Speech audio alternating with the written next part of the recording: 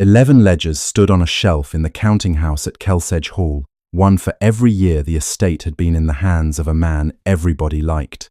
4 clerks had kept them, 2 executors had signed off on them. A firm of accountants had come up from London and spent 6 weeks going through them line by line, and had gone home again satisfied. The Duke of Kelsedge had accepted them for 11 years without once opening a page. And a paid companion with no character to her name, employed to read aloud to a half-blind dowager 3 mornings a week, looked at the bottom of one column and knew that somebody had been lying since before she came into the county. She did not know who. She did not know how. She could not have proved a syllable of it. But she was right, and it took her under a minute, and it took everybody else 11 years. Now, before we begin properly, I want to make you a promise, because this is not quite the sort of story I usually tell you. You are not going to be told at the end that she caught him. You are going to be shown exactly how, and every single thing she uses is going to be put in front of you first. There is nothing hidden in this one. No letter arrives from nowhere. No stranger walks in at the last moment with a confession, which means you can solve it. I think some of you will, and I think you will get there before she does. And if that happens, I would love you to remember the precise moment you knew, because there is one line, quite early, where a man says something he could not possibly have known, and if you catch it, you will have him a full 40 minutes ahead of everybody at that dinner table. Tell me in the comments where you are listening from tonight, and I will tell you the rest. Settle in. For 11 years, the books of the Duke of Kelsedge balanced perfectly. Miss Susannah Reeve was 34 years old and knew the exact weight of a room's attention, and could have told you to the ounce how little of it ever fell on her. She had been companion to the Dowager Duchess of Kelsedge for 1 year and 2 months. Before that she had been nothing at all, which is a very difficult thing to be for any length of time, and she had been it for rather a long one. She had a good grey dress and a bad grey dress. She stood behind chairs. She was the last person into a room and the first person out of it, and when the family spoke in front of her, they spoke as though she were a lamp. None of that was the interesting thing about her. The interesting thing about Susannah Reeve was that she could look at a column of figures the way most people look at a face and tell you at a glance whether it was telling the truth. That had happened to her once before. It had not gone well. We will come to it, because she does eventually tell it, and she tells it far better than I could. For now you need only 2 facts. The first is that Susannah Reeve had left her last position without a written character, and a servant dismissed without a character is a servant who does not eat, and everyone in Harrowmere who had a spare room and a spare wage knew it about her within a month of her arrival. The second is stranger, and nobody at Kelsedge had noticed it in 14 months. She never wrote anything down. Not a list, not a note, not a date in a pocketbook. The dowager's medicines, the household's orders, the whole running arithmetic of another woman's life, all of it lived in her head, and none of it ever touched paper. Mrs. Tibbet, the housekeeper, thought her careful. The kitchen thought her odd. The truth was that 11 years earlier, somebody had taken a piece of Susannah Reeve's handwriting into a room she was not permitted to enter, and had come out again and told the world what it meant, and she had never in her life been able to answer it. She had drawn one conclusion from that, and had kept to it since. Paper belongs to whoever is holding it. Mr. Owen Farrant paid the wages himself on a Friday in the stable yard, which is not a thing land agents generally do. He sat at a trestle with a strong box and a good coat, and he knew every man's name and every man's wife's name, and which of them had a child sickening, and he asked. And he remembered the answer 3 months later. He had lent money out of his own pocket twice that Susannah knew of, and had never once mentioned it. He had pulled a carter's boy out of the cut in February, and had caught a cold that lasted a fortnight, and had been quite funny about it afterwards. He had come to Kelsedge 11 years earlier, on the recommendation of the Duke of Ravensmore's man of business, and Ravensmore's man of business had not made a bad recommendation in 40 years. There was no one in the county easier to like. That is not a figure of speech, and it is not irony.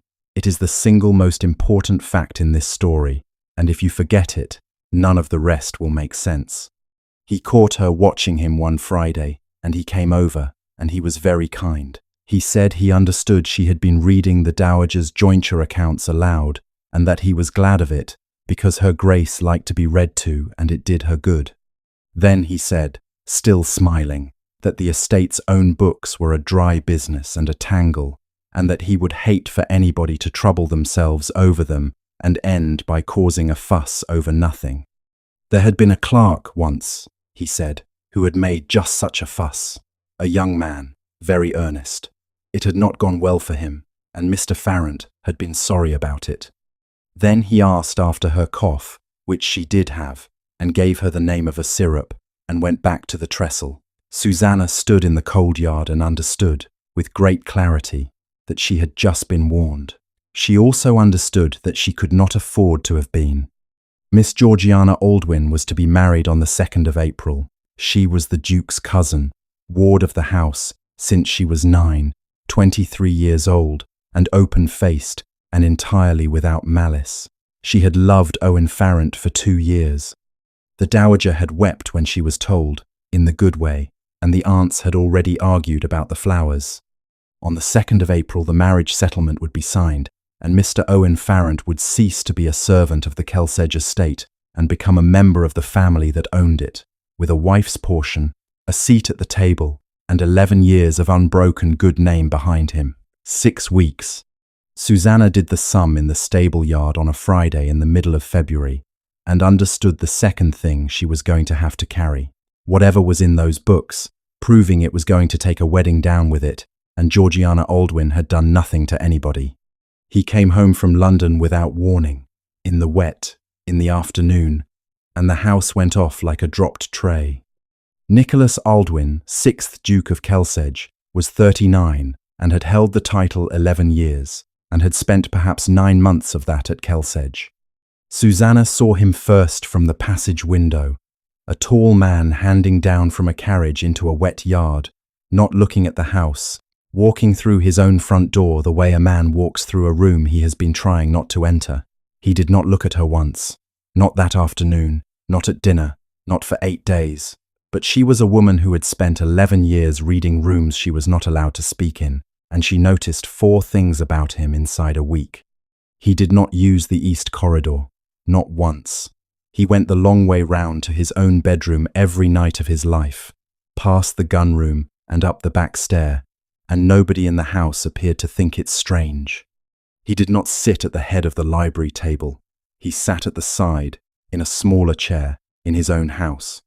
The name of the firm of Craddock and Bray came up at dinner on the 4th night, in connection with something else entirely, and he put down his glass and did not pick it up again for 11 minutes. And there was a drawer in the library desk that was locked, in a room where nothing else was. Susannah noticed all 4 and drew no conclusion from any of them, because she was not in the business of concluding things any more. She simply put them where she put everything. On the 9th day, she was reading the Dowager's jointure aloud in the counting house, came to the foot of the quarter, and read out the closing total, £4 and some odd shillings, and then the pence, 4 shillings and 2pence. She stopped. She read it again. Then she finished the page and helped her Grace up and took her in to her tea and said nothing to anybody at all, because 11 years is a long time and she had learned exactly what happens to women who notice things. She lasted 4 days.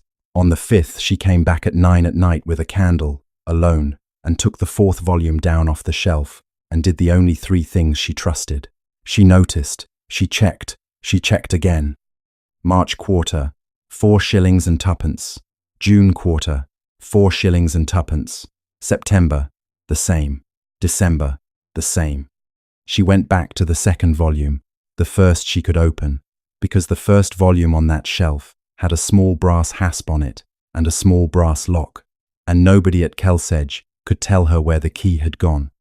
And she worked forward, quarter by quarter, hour by hour, while the candle went down, 44 quarters. 11 years of a working estate, with a colliery and a wharf, and 200 tenants, and 1,100 separate entries a year. Every single closing total ended in 4 shillings and 2pence. Now, If you have ever added up a column of household figures, you know something in your bones that you may never have said aloud, and it is this: honest sums are ugly. They land where they land. They finish on 3 pence, halfpenny, and 11 pence, and a farthing and nothing at all, because they are the sum of a great many unrelated things that have no interest whatever in being tidy. Real numbers are untidy. These were too tidy. 44 times is not a habit. 44 times is not a coincidence. 44 times is somebody's hand. You are in my counting house at 1 in the morning. Susannah did not jump, which she was afterwards rather proud of. She stood and turned and curtsied to the Duke of Kelsedge, who was in the doorway in his shirt sleeves with a lamp. She said she was aware of the hour. He asked whether she was aware of the appearance of it, and she said that she was, and that she had considered it, and had decided the appearance was a price rather than a bar. Then he came into the room and did the thing that decided the whole of the rest of this story, and it was not a kind thing, and it was not warm, and he did it in a voice like a shut window. He did not ask her what she thought she was doing. He asked her what she had found.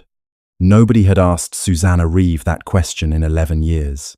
She discovered, standing in a cold room at 1 in the morning, that she had an answer ready, and that it had been ready for some time. She showed him, and then, before he could accuse her of leading him, she made him take a volume off the shelf himself and choose a page at random and find the tale on his own. He found it. He stood over the book a long moment. Then he pulled down the 7th volume and checked it himself, in silence, for a quarter of an hour, with his thumb moving down the column. Then he shut it and told her it proved nothing, which, to be fair to him, was true, and he made the case properly. He said a coincidence in a total is not a theft. He said men who keep books have habits, and a habit will make a pattern, and a pattern will make a fool of anybody who wants to see one. He said that if she had come to him with a rounding rule, or a clerk's shortcut, or 44 accidents, he would rather hear it now than at a dinner table. Susannah said that she had thought of all 3 and killed all 3, and told him how. He listened to the whole of it. Then he asked her what she thought it meant, and she told him the truth, which was that she had no idea whatsoever, and that she would not pretend otherwise. He seemed to find that more convincing than anything else she had said. He gave her a standard of proof. He said, a name, a method, and a place the money went. Not one of the 3, all 3. Then he gave her 3 days, and the run of the ledgers, and no help of any kind, not his, not a clerk's, not the loan of a single hour of anybody's time, because if she was wrong, he was not going to have half the household able to say they had assisted her. 3 days, 11 volumes, 44 quarters. She said, thank you, your grace, which under the circumstances was a small masterpiece. At the door he stopped and asked, without turning round, how she had come to be able to read a set of estate accounts at all. She said she had kept a house's books once, a long time ago, and that it had not ended well, and that it was not to the purpose. He accepted that, which surprised her. Day 1 she got nowhere. She began where anybody would begin, which was at the wrong end. She went looking for the money. She took the rents and added them, and they were correct. She took the colliery returns and added them, and they were correct. She took the wage book, the tenancy book, the repairs, the timber, the tithe, and every single one of them was correct, and every single one of them closed, and every single page in 11 years of accounts was a page you could take to a bank. That is the thing about a good fraud, and it is the thing nobody tells you. It does not look wrong. It looks better than the truth. The truth has crossings out in it. Day 2 she got nowhere twice, and by the evening she had begun to entertain the possibility that she was exactly what everybody in that house would have said she was, a woman with too much time, too little standing, and a grievance she had gone looking for somewhere to put.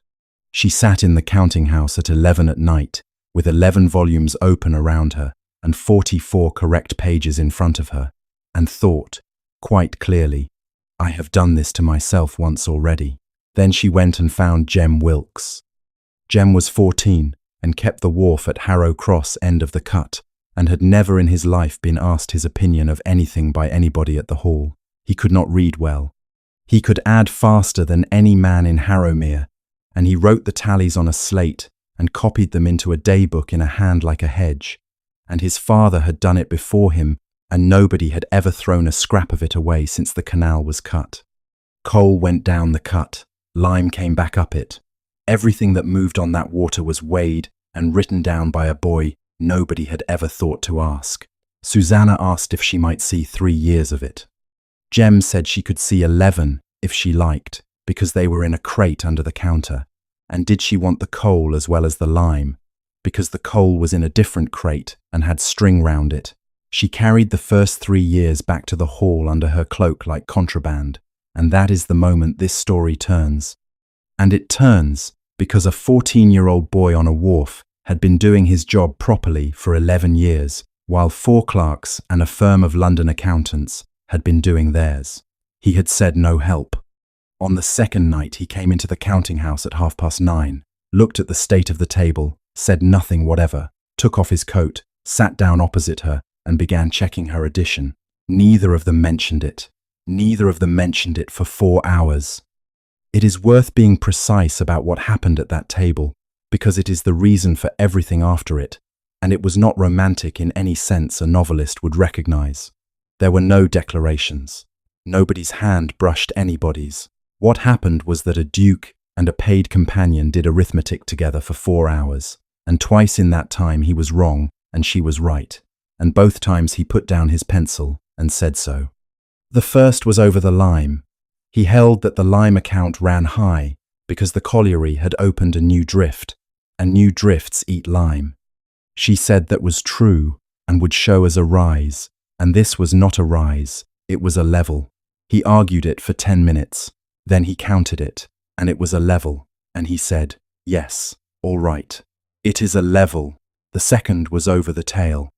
He had a theory that a man rounding entries downward would produce a constant remainder without intending to, and it was a good theory, and she had had it herself on the first day and killed it on the first day, and she showed him how. He read her working twice and said, yes, all right, it cannot be that either. 2 concessions in 4 hours. Susannah had gone 11 years without one. At some point after midnight, the lamp began to gutter, and he got up and fetched another from the passage and set it at her elbow, on the left, where she was working, and sat down again without a word. At some point after that he moved the fire screen, because her hands had gone white, and did not mention that either, and at about 2 in the morning, still not looking up, he asked her why she had put the syrup Farrant recommended into the fire instead of taking it. She said she had not realized anybody had seen that. He said that he saw a great deal and acted on almost none of it, and that this was the chief failing of his character. Then he turned a page and did not speak for an hour, which was, she thought, the most revealing thing anybody had said in that house all winter. It broke at 3 in the morning on the 3rd night, and it broke because of Jem's daybook. The wharf received lime 4 times a year, 1 barge, 1 delivery, 1 weight, 1 quarter, and the Wilkes family had written it down every time for 11 years. The estate books paid for lime 6 times a quarter. Susannah went through it twice, and then a 3rd time, and then she sat very still. It was not 6 deliveries, it was 1 delivery, entered 6 times, across 6 separate account books. Home farm, the colliery, the wharf, repairs, the home wood, the household. 6 books kept at various points by 4 different clerks, none of whom ever saw more than his own. And in each of the 6, the lime merchant's name was spelled a different way. Anstey, Anstey, Anstey, Anstey, Anstey, Anstey. She woke the Duke of Kelsedge, who had fallen asleep at his own table with his head on the 7th volume, by saying the 6 names out loud, one after another. He listened. Then he said, quite reasonably, that she had just said the same words 6 times, and Susannah said, yes. Out loud, it is 1 word.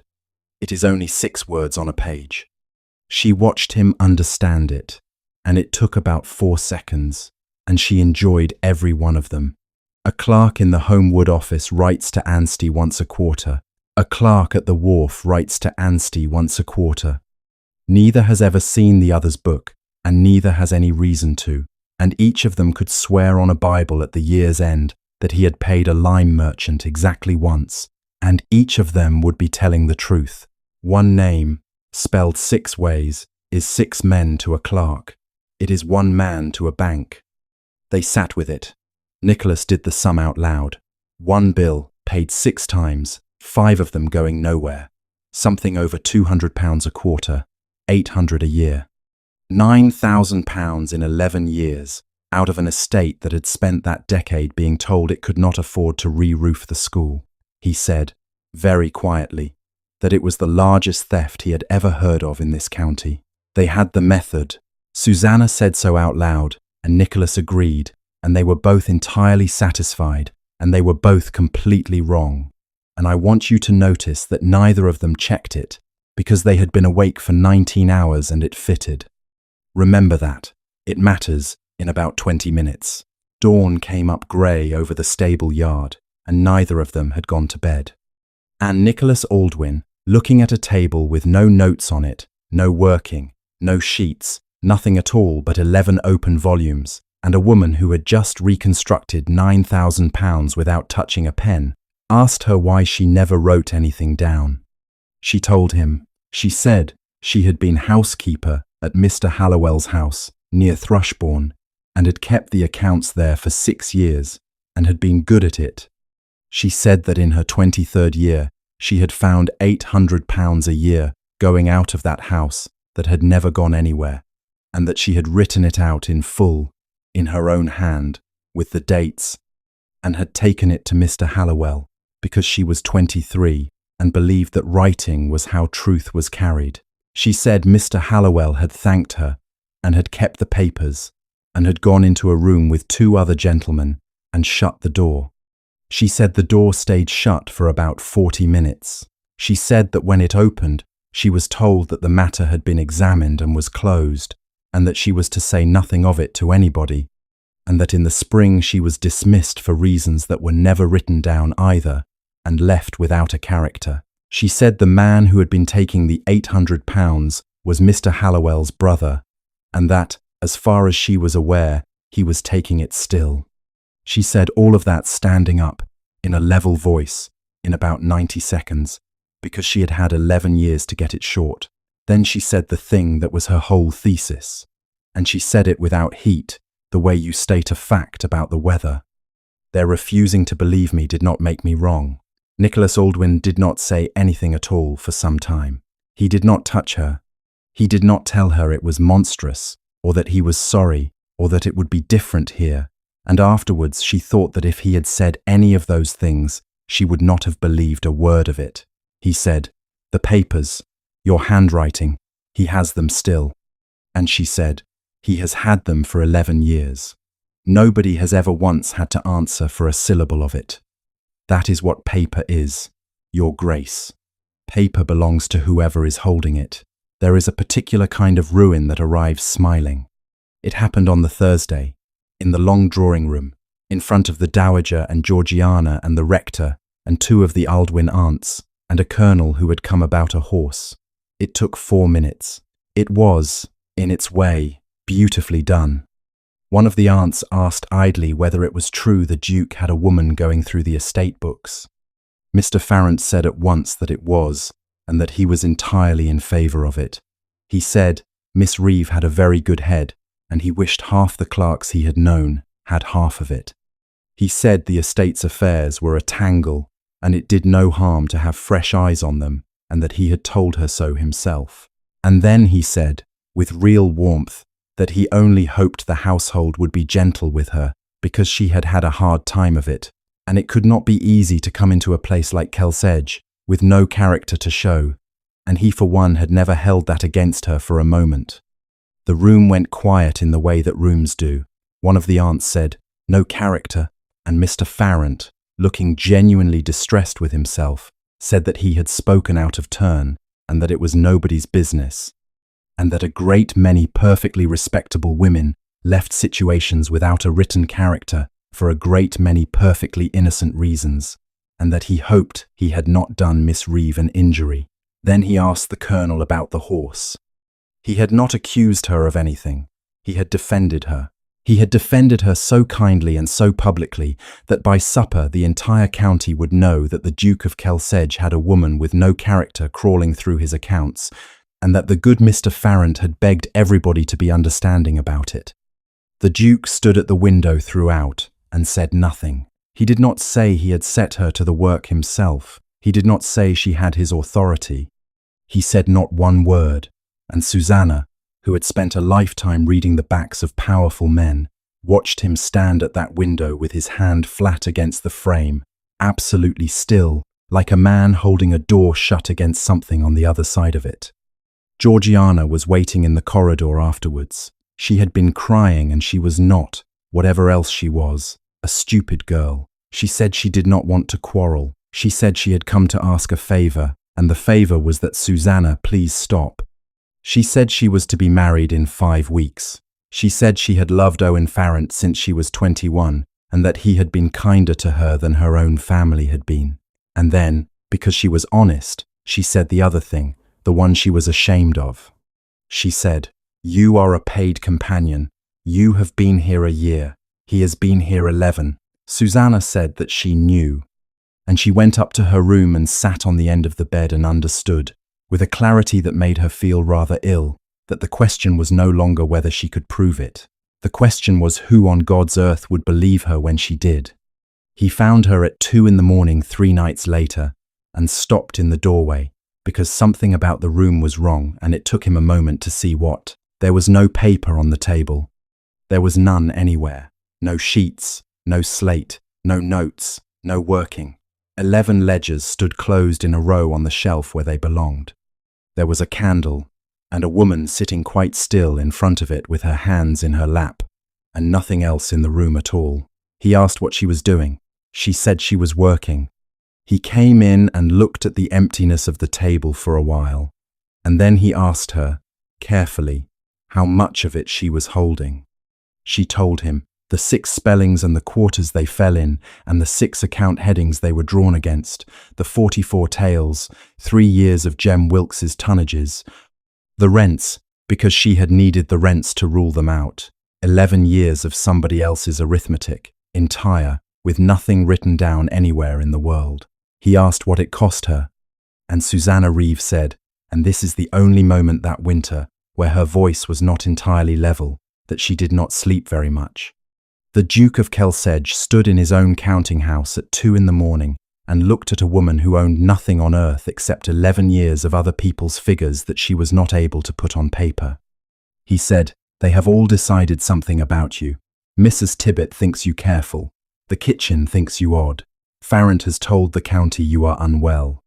Not one person in this house has arrived at the obvious thing, which is that you had the truth taken out of your hands once and have never since let anybody hold it for you."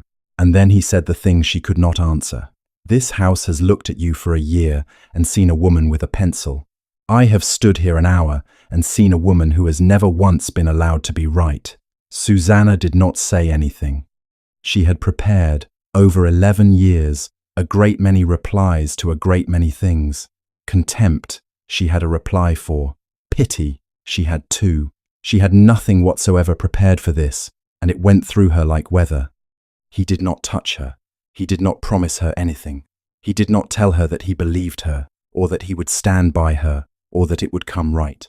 He said good night, and picked up his lamp, and went, and Susannah, who had by then acquired the habit of noticing, watched the light of that lamp go along the passage, and turn left at the end, where it should have turned right, and go the long way round, past the gun room, up the back stair, anywhere at all except the east corridor. She set out on the Monday to prove the £9,000, and by 4 o'clock that afternoon she had destroyed it. She had gone to establish the size of it, to have a figure ready when Nicholas asked, because he would ask. So she took the March quarter of the 6th volume and added the 5 payments together, the 5 that were supposedly going nowhere. They came to the lime bill, not near it, to the penny. Susannah sat in the counting house with her hands flat on the table and made herself say it out loud, because it was the only way she had ever been able to bear it. The 5 payments were not 6 payments for one delivery. They were one bill, divided across the 5 departments that had used the lime, which is not fraud, it is bookkeeping, and it is how every well-run estate in England apportions a shared cost. Home Farm's share, the colliery's share, the wharfs, the repairs, the wood. And the 6 spellings were not a scheme at all.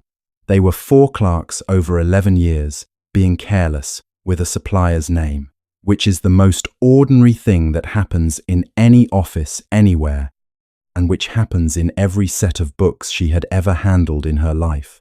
There was no £9,000. There never had been. She had been awake for 19 hours and it had fitted, and she had not checked it, and she had done the exact thing she had spent 11 years despising other people for doing. She sat with that for about half an hour, and it was not a pleasant half hour, and it is the reason you should trust her for the rest of this story. Then she went back, because 5 payments had added to the bill, and there were 6. The 6th was in the household book, and it was not part of the apportionment, and it never had been. It was £50. It was £50 in the March quarter of the 2nd volume, and it was £50 in the December quarter of the 11th, and it was £50 216 times in between. And no lime merchant in England has ever been owed exactly £50 on any day of his life. Real bills move. This one had not moved in 11 years. It never fell on the day the barge came, because the barge does not care what day it is. It fell on the quarter day, every quarter, drawn, according to the marginal note, on an agent's office at Harrow Cross. 5 of them bought lime. The 6th bought nothing at all. And when she put her finger under that marginal note and looked at the handwriting, everything in the room went very quiet. 4 clerks had kept those books in 11 years, and she knew all 4 hands by then the way you know voices through a wall, and the 6th entry was in none of them. It was in the neat, generous, well-liked hand of Mr. Owen Farrant, and it always had been, every quarter, for 11 years. Because a man may let a clerk write anything in the world except the line that pays him. And there, finally, was the tale. If you take £50 out of a quarter and the page still has to close, you cannot simply add the figures up and see where they land. You have to decide where they land first, and then make the sundries carry the difference. That is why every total in 11 years ended in 4 shillings and 2pence. Owen Farrant had not been adding those books. He had been choosing them. An honest total is found. His were chosen. And a man who chooses the same shape 44 times running has signed his name to it just as surely as if he had written it out.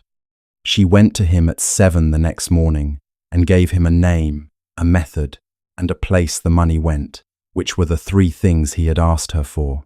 And the Duke of Kelsedge stood at the library window with the whole of it in front of him and said no. He did not say it was untrue. That was the strange part. He did not challenge the £50, or the quarter days, or the hand, or the sundries.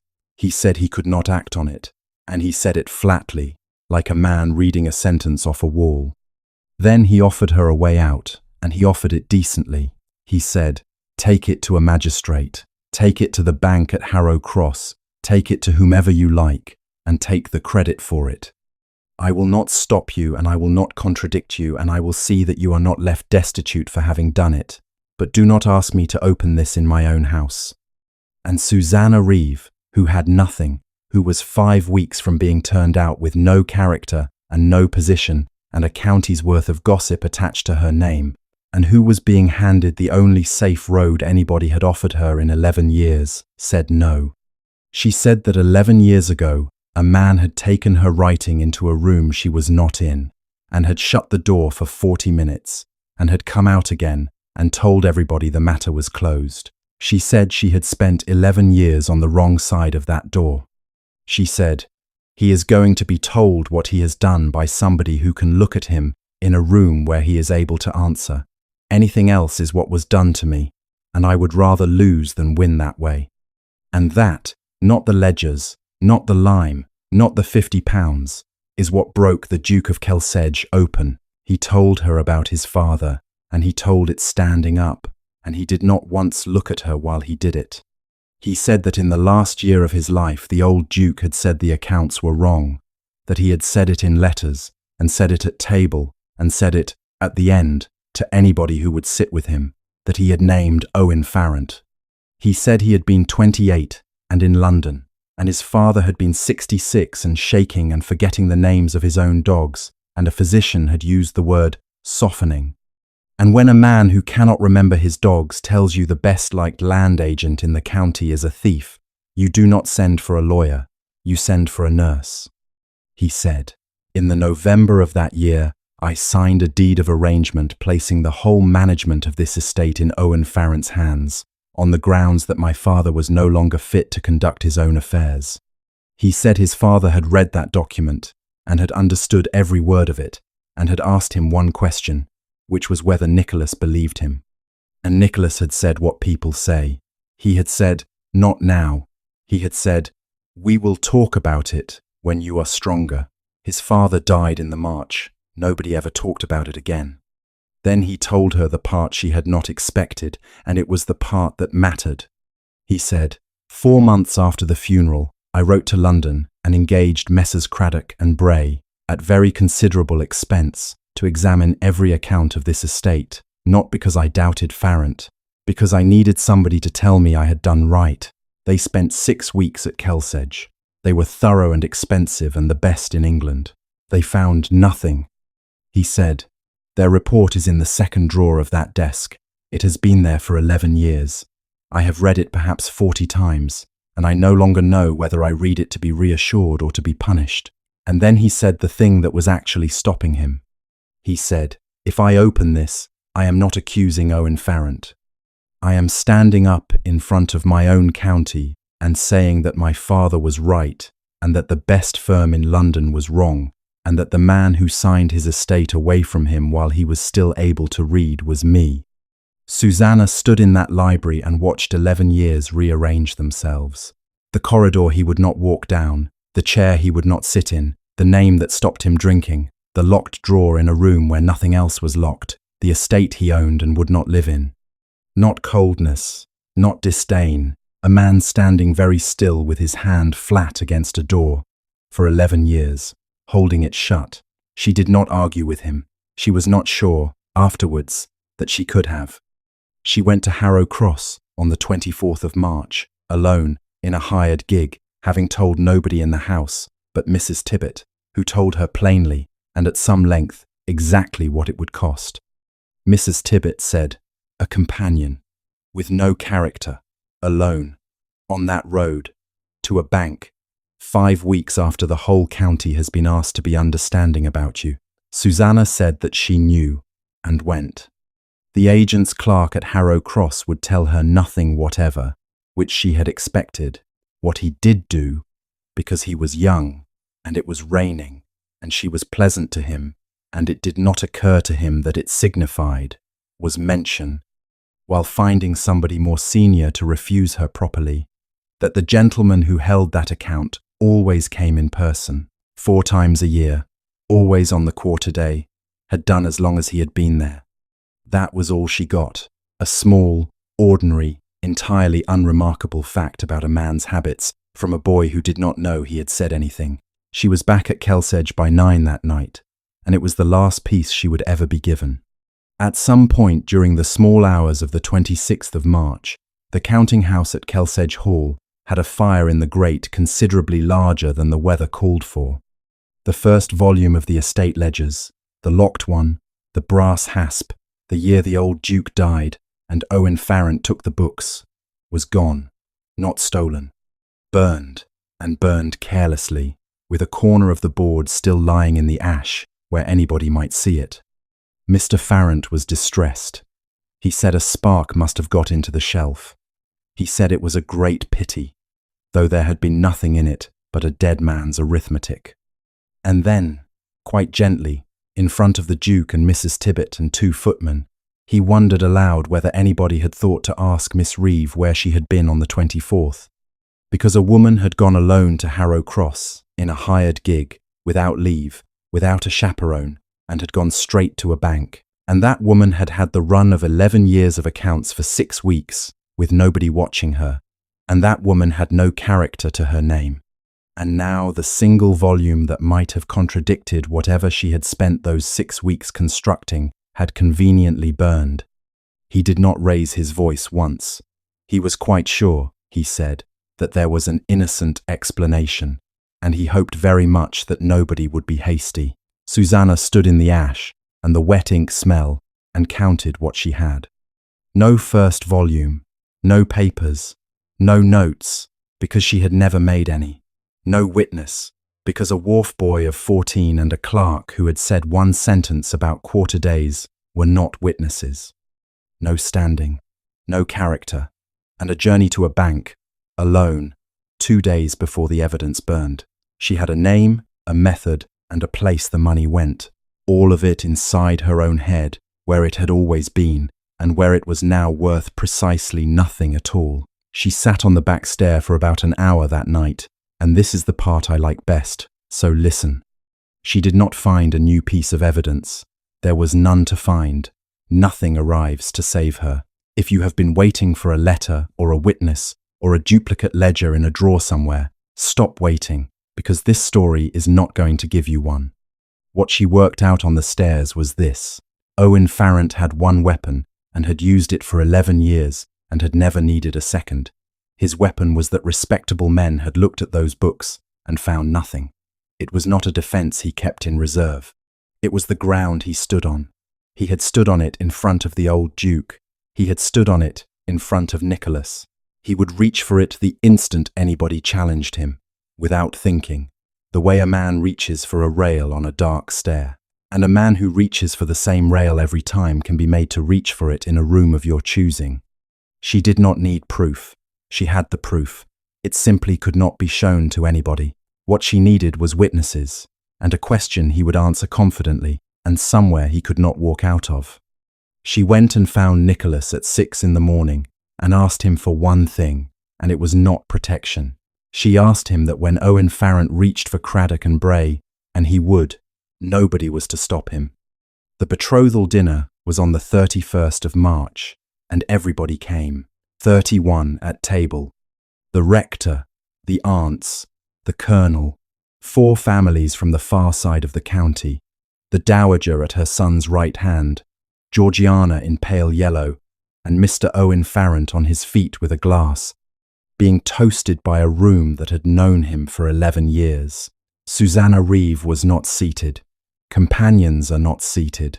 She stood behind the dowager's chair, in her good grey dress, in the place she had stood for 14 months.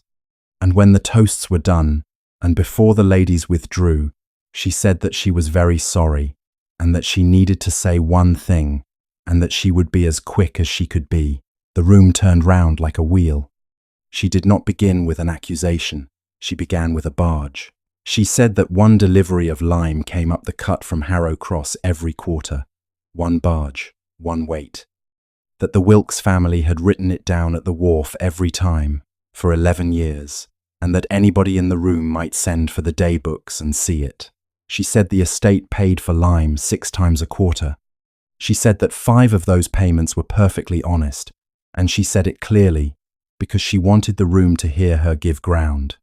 5 were one bill divided across the departments that used it, as it should be, and she had believed for a fortnight that all 6 were a fraud, and she had been wrong, and she wanted that said in front of everybody before she went on.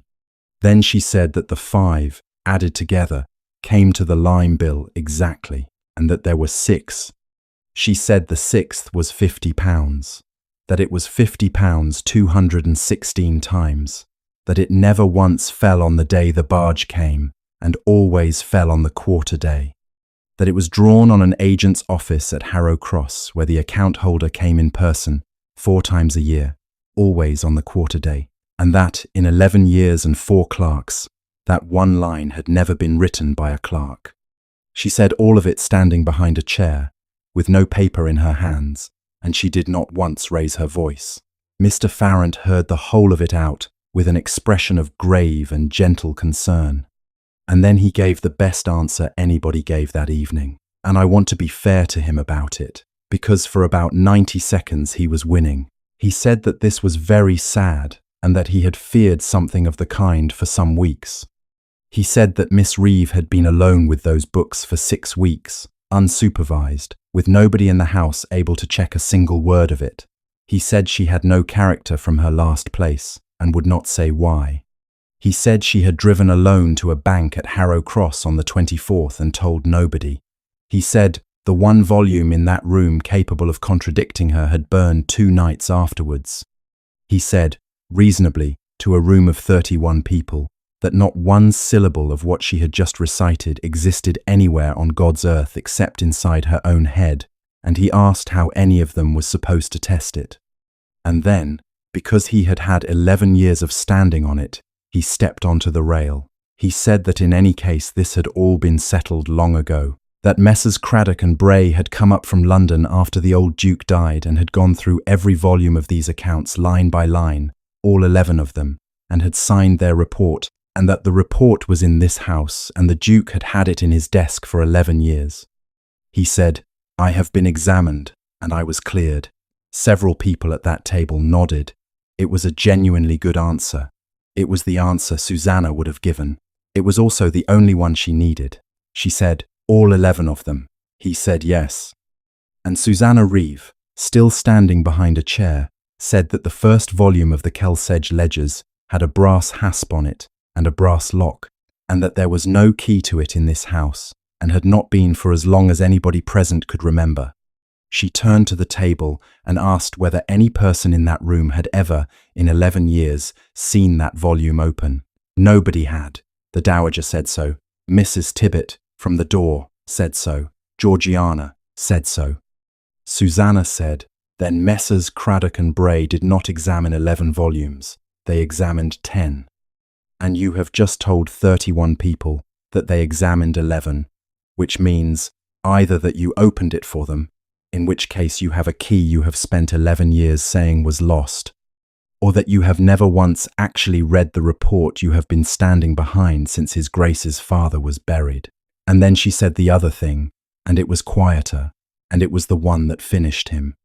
She said, in November, in the stable yard, you told me there was nothing in that volume but a dead man's arithmetic. You have never had the key. How do you know what is in it? Owen Farrant did not answer for 4 seconds. 4 seconds is a very long time in a room of 31 people. Long enough for the rector to look at his plate. Long enough for one of the aunts to put down her glass. Long enough for everybody at that table to do the arithmetic themselves, which was, when you came down to it, all Susannah Reeve had ever asked anybody to do, and that book had burned in his own grate 5 nights before. He could not answer it, so he stopped trying to. He said, with enormous kindness, that Miss Reeve was plainly not well. He said she had been confused for some weeks, and that he had been reluctant to raise it. He said she was a woman of no standing, repeating a great quantity of numbers that nobody could check, and that he did not think anybody ought to hold her to account for it, and that what she needed was rest and not an audience. Confused, not credible, no standing. He had used those 3 words about somebody once before in that house, 11 years earlier, and it had worked perfectly. And the Duke of Kelsedge, who had not spoken since the toasts, said, stop. He said it quietly, in the voice of a man who has just heard his own words come out of somebody else's mouth.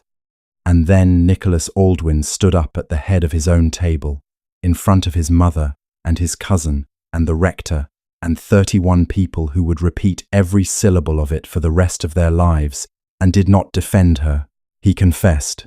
He said that in the November of the year his father died, he had signed a deed of arrangement taking the management of this estate out of his father's hands, on the grounds that his father was confused and not credible and no longer to be attended to.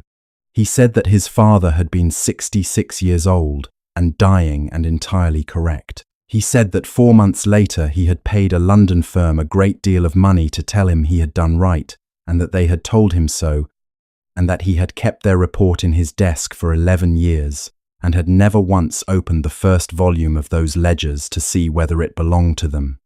He said, My father asked me one question before he died.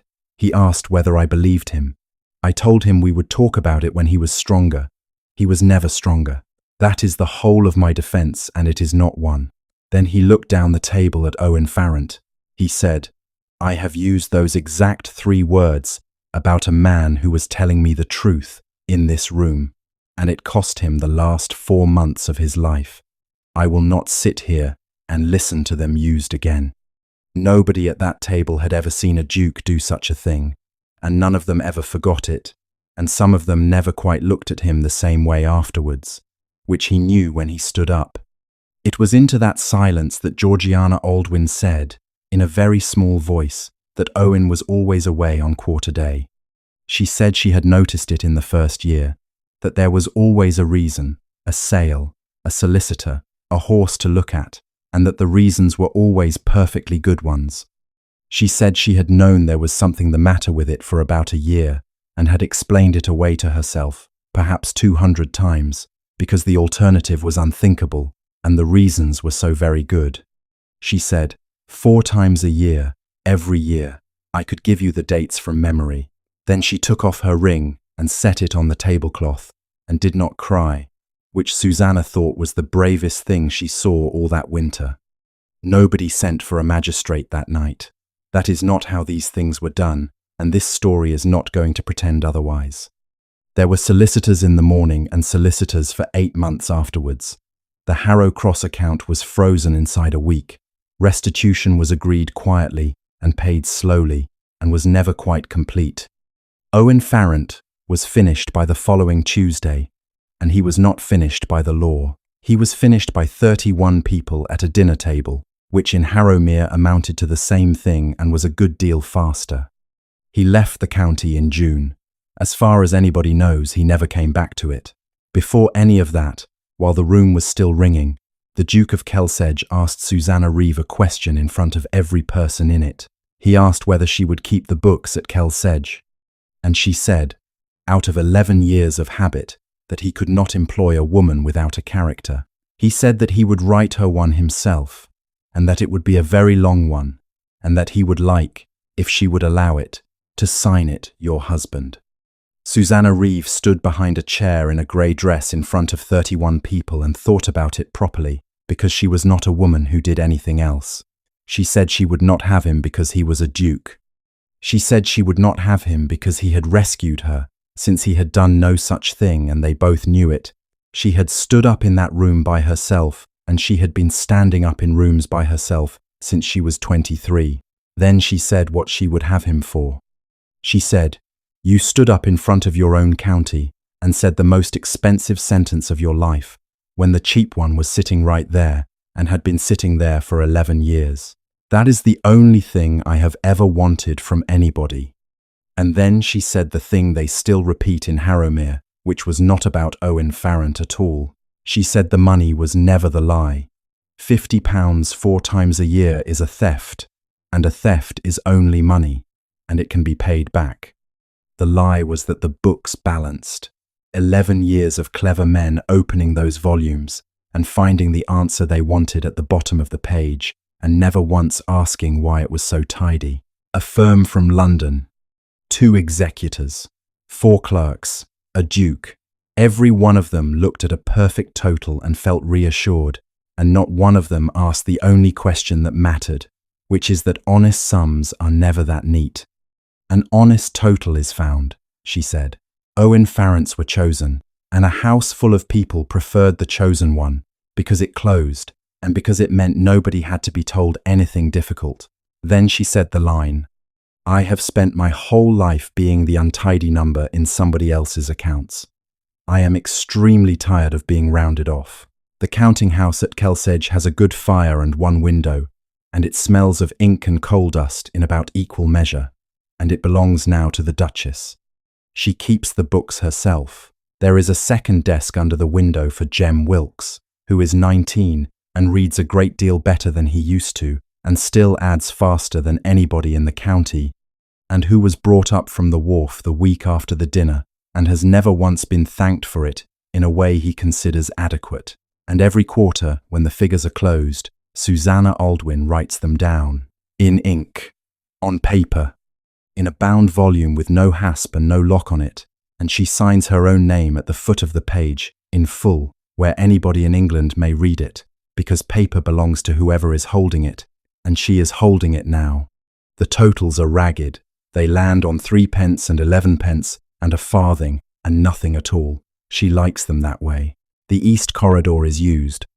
It took Nicholas until the autumn, and he went the first time on his own and did not tell anybody, and Mrs. Tibbet found the door of his father's room standing open the next morning and left it that way.